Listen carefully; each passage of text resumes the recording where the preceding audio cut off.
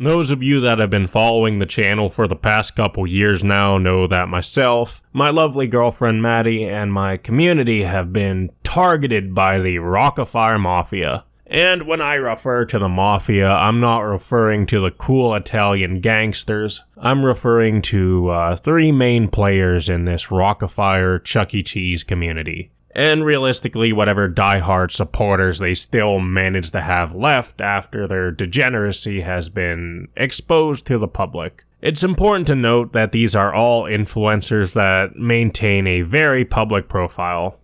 If you go on any of their public accounts, you'll be able to find their face, voice, and names pretty easily because they're willingly uploading this to the public. That'll be a key word for this video, public. My videos are not doxing them or revealing any private information. I'm simply just a commentary channel speaking my mind. A man with an opinion. A relatively tired man because I'm recording this in the middle of the night, so if I slur over my words like a drunken bastard, please forgive me, but I gotta get this off my chest. These three main players in particular are Travis Schaffer, Pikalove, and David Ferguson. Travis is the host of SoBizPizza.com, was in the Rockafire Explosion documentary.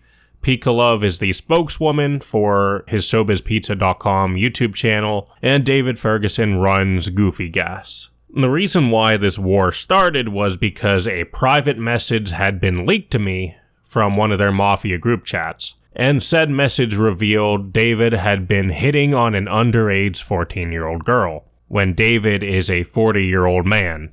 Obviously, you can see the very disgusting problem here. Through our investigative work, we'd later go on to find out that David attempted to get a nude photograph off this 14-year-old minor. We also found out that this was not the only minor he has had perverted conversations with, and he'd even expressed wanting to meet up with one in person at Billy Bob's Wonderland. Travis and Pikalove have been desperate to defend this man who has had a repeated history of pedophilic behavior, and they've been defending him by any means necessary. They've actively been trying to intimidate me by doxing my address, doxing former jobs I've worked at, even doxing the high school I went to. I mean, it's literally the textbook definition of stalking, and because I know they're gonna play victim again and whine and complain, I won't deny that some of my fans have retaliated against them. The key word being retaliated, because they were the ones who doxed me first. But my community has an accountability system. If things get posted in our Discord server, I'm putting my trust in my moderators to take action against it. If we miss something and people bring it to our attention, it will be dealt with.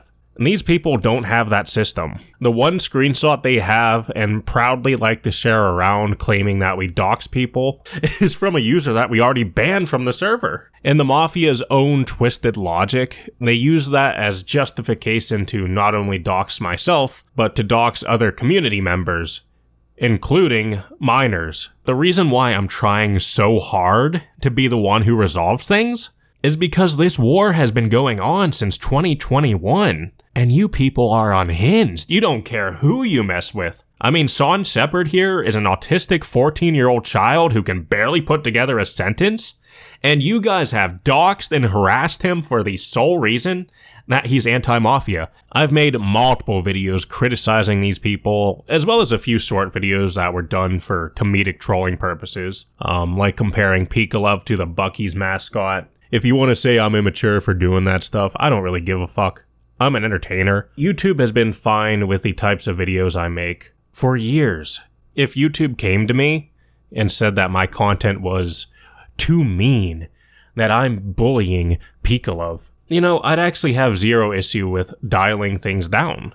But the problem is that Pikalove is misusing the privacy complaint system to claim to YouTube that I'm doxing her by commentating over her publicly available pictures and videos. That's not what the privacy complaint system is for. If there's a person online who wants to be anonymous, and you're leaking their face to the public, then that would be a valid use of the system because you're actually violating their privacy. You're not reporting on something that's available to the public. You don't use this system to silence things said about you that hurt your feelings. They say the third time is the charm, right? So yes, this morning my video was removed a second time, this time because they filed a fraudulent claim through the privacy system because I used their face in video. And anybody anywhere in the world can file a privacy complaint. It's completely anonymous. YouTube also told me that they were not going to remove the video, but it still got removed somehow. So what I've done here is I've blurred her face in all the video segments, so there's no identifying information of who this person is visually. Safe to say this video, I'm pretty 100% guaranteed this is going to stay up unless she files a false copyright strike or something. And this is a problem with YouTube in general because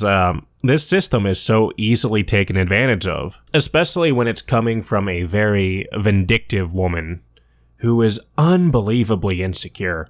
I mean, not just insecure about her appearance, but insecure enough to try and hide objective reality, hiding my side of the story from the community. I've appealed everything, each and every video, and I expect YouTube to reinstate them once they've been properly reviewed. And I also think that if this woman keeps pushing her luck, which wouldn't fucking surprise me, YouTube will eventually terminate her channel for abusing this system, which they do put in their disclaimers. You swear an oath to provide full testimony, the full truth of what you saw or what you know happened, right? So if you make this up in a court of law, you will go to jail, okay? It's serious. This is serious business. Do not file false privacy complaints because you're upset at someone for something silly or you want to harass somebody. That is the wrong way to go. You will lose your YouTube account. I'm pretty sure she even got an email from YouTube saying, hey, if you're abusing this system, we might terminate your account. So I think if the Mafia has any integrity, or really any desire to save her channel, any respect for the First Amendment, they would tell her to retract all of these claims. Not just because I'm on YouTube telling you to do this, but because it's just the fucking right thing to do. Until then, I mean, I have all the videos archived on BitChute, and I'll continue to keep uploading as normal. This will not silence me. I'm still going to criticize the Mafia. I have a policy, and it's that we don't negotiate with terrorists. If you're going to try and bully me into silence, it will not work. I only negotiate with normal, rational people that are willing to have conversations. Anyway, I'm gonna wrap things up here. Please like and share this video, and give your thoughts down below in the comments. I'm really emphasizing that last call to action. We need eyeballs on this. If the community wants proper accountability for these middle-aged Mafia members who are preying on and doxing minors, there has to be a hard, unified stance taken. It can't just be one or two people calling them out. This has to be something that the community is willing to back and support fully until they actually change their ways.